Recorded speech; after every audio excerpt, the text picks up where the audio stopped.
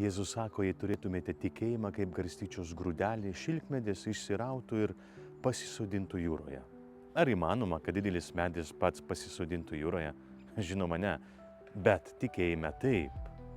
Ką nori pasakyti Jėzus šiuo palyginimu? Tikėjimas auga tada, kai mes gyvename jo Evangeliją.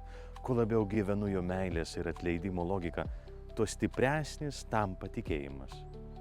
Čia nekalbame apie stebuklus iš išorės. Esu matęs žmonių, kurie pasirinkę meilę ir atleidimą, įveikia išdavystės ir žaizdas. Tokias gilias, kad žmogiškai atrodė neįmanoma tęsti. Prisimenu jauną mamą ir žmoną Chiara Corbellę. Ji susirgo vėžiu, bet visiškai pasitikėdama tėvu jo meilę. Ji buvo didesnė už lygą ir net už ankstyvą mirtį.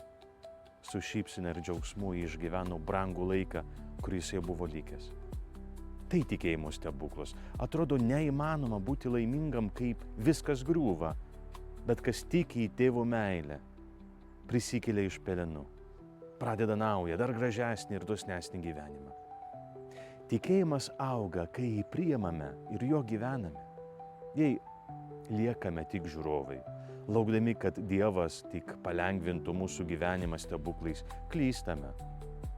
Jei skundžiamės, kad gyvenimas nesikeičia, bet patys nedarome žingsnių link Kristaus, problema ne Dievas, o mūsų širdis, kuri neatsiveria. Linkiu jums gražios, palaimintos dienos, skaitykite Evangeliją.